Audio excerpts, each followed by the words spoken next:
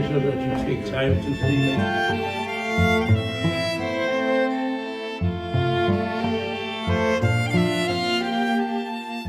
But the Jews have been in Denmark for more than 300 years. To begin with, the church disapproved of having Jews around.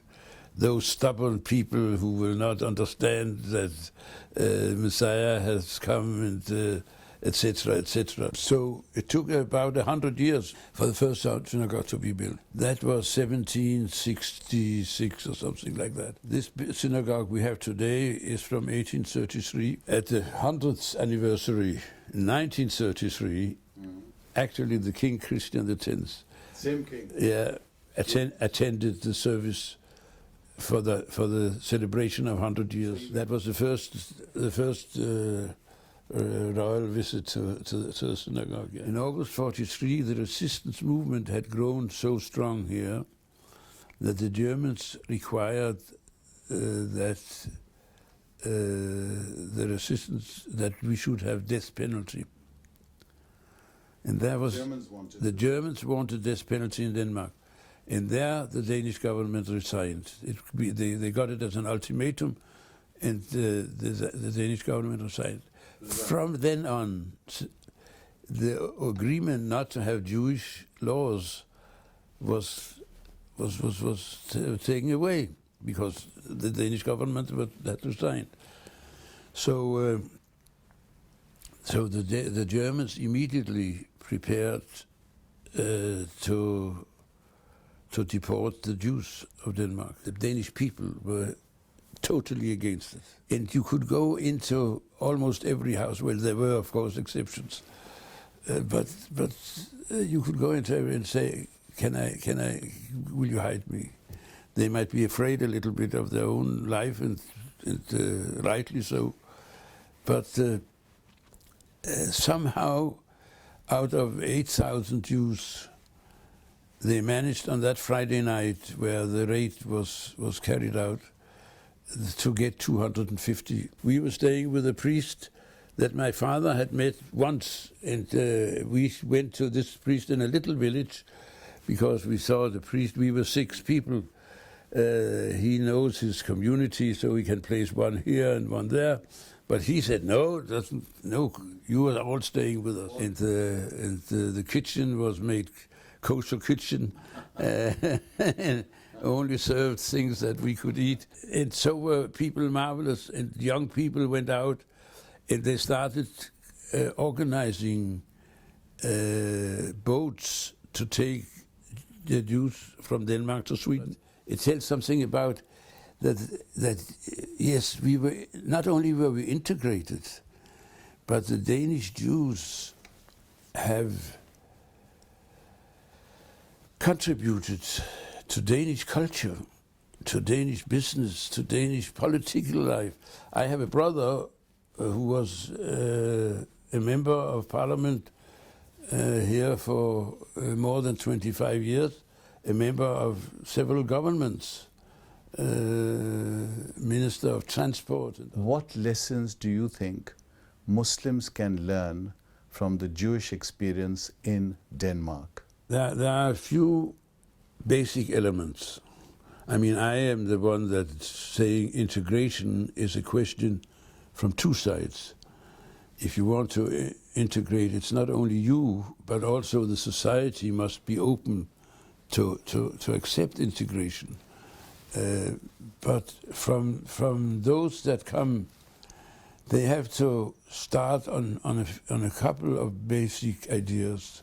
Number one is to learn the language. The fact that we speak Danish better than most Danes. My father was known as the best speaking Dane in his time. Learn the language. The Jewish school in Copenhagen was established for 200 years ago in order to learn immigrant children Danish, not to teach them Judaism. That was besides. But the first reason is learn Danish. That is number one. Number two, you have to accept that the law of the country is law. You have to respect the law as it is in the country where you are. Then you have to understand that you are a minority. A minority in a democratic country have rights. You have to respect that there is a majority. You shall be considered, your special wishes shall be considered when you have celebrations, Muslim celebrations. You must be allowed to perform, etc. But you still have to accept.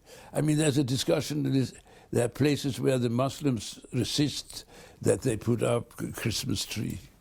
The majority have a right there. We have to understand that if one Jew is committing a crime, people will say, aha, that is how the Jews are. And that is what they are saying today about the Muslims. If a Muslim is a criminal, they will say, aha, this is how. If a Muslim is a terrorist, then all Muslims are terrorists. And that puts a stronger obligation on the member of the minority. He has to understand that he is somehow. I have learned that from my childhood. Understand that the surroundings, they judge all the Jews from what one Jew is doing. And of course it's not justified. We don't say when a member of the Danish Lutheran Church commits a crime, we don't say every Lutheran is, but this is the fate of minority, justified or not. This is the realistic situation. So these are some of the ideas I would say we have learned from our presence in this country. Who would you say are the 4 or 5 most iconic figures who have inspired you over your very distinguished life? There was a teacher who lived at the same time as Jesus lived, whose name was Hillel. He is, to some extent, my ideal. Not that, God forbid, I should think of any comparison with me, but you must have a goal which you never will reach, but which shows you the direction.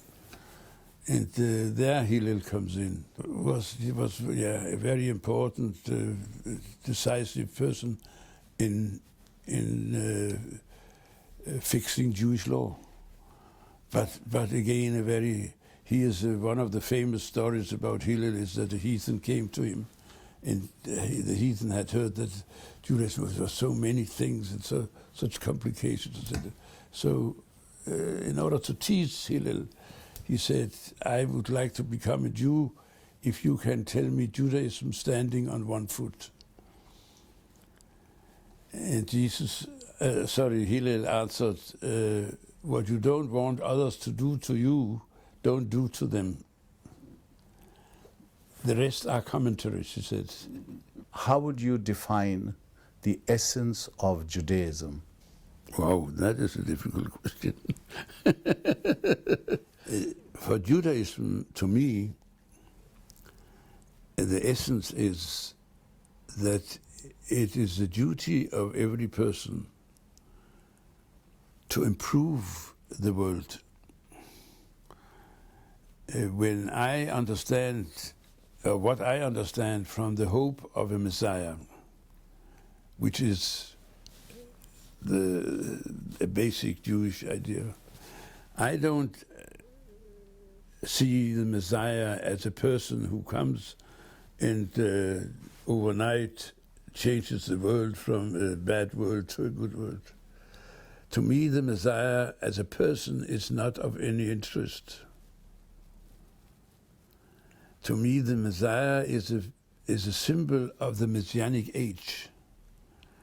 It's the Messianic age that is interesting. An age where there's peace in the world, where every person could feel safe. And that is not created overnight. And that is the duty of every living person. Every living person, by improving a little bit within the range that the person has, by improving a little bit, if that becomes a joint effort, then it will bring us nearer to that situation which we call Messianic age. That is, to me, the essence. Yes, we have laws, we keep the Sabbath, we eat this and we do not eat that. Okay, but this is not the essence. This is a frame, but the picture as such is what I'm saying here. To me, you shall love your neighbor like yourself. And already my father said, that is very difficult, especially since it goes on and says you shall love the stranger as yourself. So my father said, how can you, here's a complete stranger, and you shall love him as much as you love yourself.